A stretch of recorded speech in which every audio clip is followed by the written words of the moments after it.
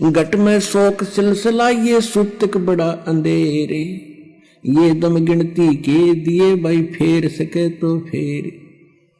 जैसे एक समय जब गरीबदास जी कथा समझाया करते थे किसी को, तो भक्त आकर कहते थे कि महाराज 100 टेंशन शरीर में दिन मन में रहती है, लड़की का विवाह करना है, वर्षा हुई नहीं, कुछ साधन हो नहीं रहा, बता कैसे भजन बनेगा। तो परमात्मा दास जी कहा करते भक्ति करोगे तो सारे काम होंगे। कहने लगे जी देखेंगे भक्ति फिर बात बनेगी। अब कहने का भाव ये है कि तुलसीदास जी कहते हैं तुलसी पिछले पाप से हरि चर्चा ना भावे, और जैसे जोर के बेगते भाई भूख विदा हो जाए। किसी व्यक्ति को बुखार हो गया, वो मलेरिया, तो उसको रोटी जो प्रतिदिन खाया करता था स्वादिष्ट भोजन भी कड़वा लगा, जीभ पर नहीं रखा जाता। काजू किशमिश और संतरे सेब ये भी कड़वे लगते हैं। अब वो वस्तु पदार्थ कड़वे नहीं है, कड़वे उसके शरीर बुखार ने यानी ज्वर ने टेम्परेचर ने उसके बॉडी की व्यवस्था बिगाड़ दी, जिससे उसने मीठी वस्तु भी कड़वी लग रही है। इसी प्रकार जिन प्राणियों के ऊपर पाप कर्म का घना दबाव होता है, ये राम नाम के मनुखा दाख और सेब संतरे, यह तो घनी अच्छी चीज है, लेकिन उसको अच्छी नहीं लग रही, कत्ती स्वादिष्ट नहीं लगती, रुचि नहीं बनती।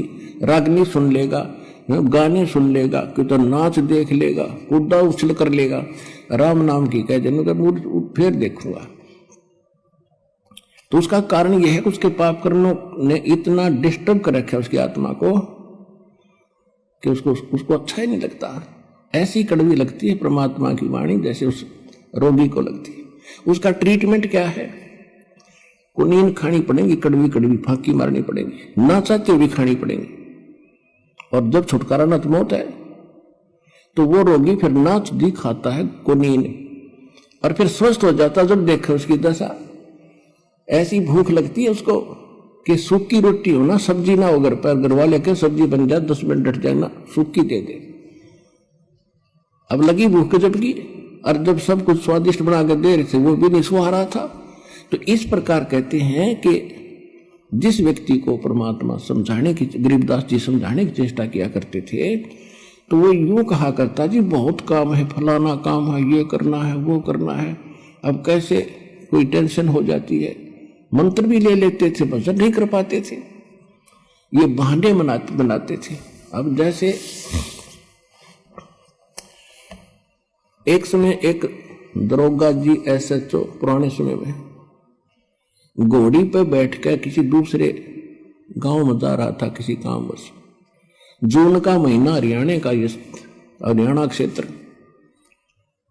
उसमें रहट होते थे, कुआं बैलों से चलते थे, और एक पुली का बाल्टी बांध जोड़ दिया करते सैकड़ों, वो नीचे से कुएं से जल जाती थी और बाल्टी बाहर आकर के और नाली में वो खाली होती थी, खाली नीचे चली जाती, उसको रहट बोला करते।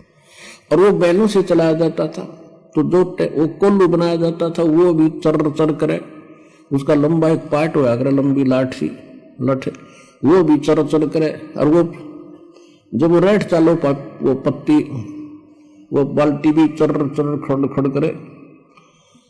वो घोड़ी पर बैठा आ रहा था, दोनों को प्यास गजब की लग रही थी। अब दरोगा जी ने सोचा कि सामने पानी चल रहा है, पानी पिएंगे, घोड़ी को पिलाऊंगा। वहां निकट आया, और वो घोड़ी में एक समस्या थी कि वो इस आवाज से बेदकगी, फड़कगी। वो निकट आई और एकदम भाग के दूर खड़ी होगी। तो दरोगा जी ने कहा कि किसान, ये चोंचों को बंद कर दे भाई, मेरी घोड़ी डर रहा है। उसने वह बैल रोक दिए, वह चोंचों बंद होगी। जब तक वो घोड़ी लेकर निकट आए, इतना पानी चला गया खेत में, वह खाली नाली थी,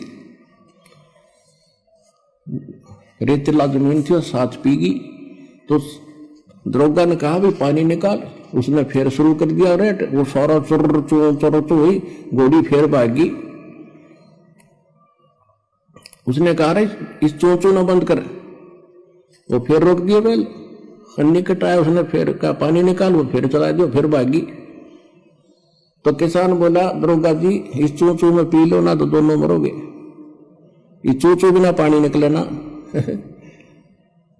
तो दोनों मरोगे ना। तो इसने अपनी प्या किसी तरह लठ लुठ मार गए। तो कहने का भाव ये है कि पुण्यात्मा यहां गरीबदास जी क्या कह रहे हैं, घट में शोक सिलसिला ये सुतक बड़ा अंधेरे, ये दम गिनती के दिए तो फेर सके तो फेर। कहते तेरे शरीर में ये शोक सिलसिला होता सूतक सा हो रहा है, यानी रोज नया उपजा है कि कोई न कोई समस्या तेरे जी ने काल रखेगा। और ये गिनती के सांस है भाई, इस चू चू में के मैं करा जाता हो तो इससे हम कर ले। गरीब घट में शोक सिलसिला ये सूतक बड़ा अंधेरे, ये दम गिनती के दिए तो फेर सके तो फेर।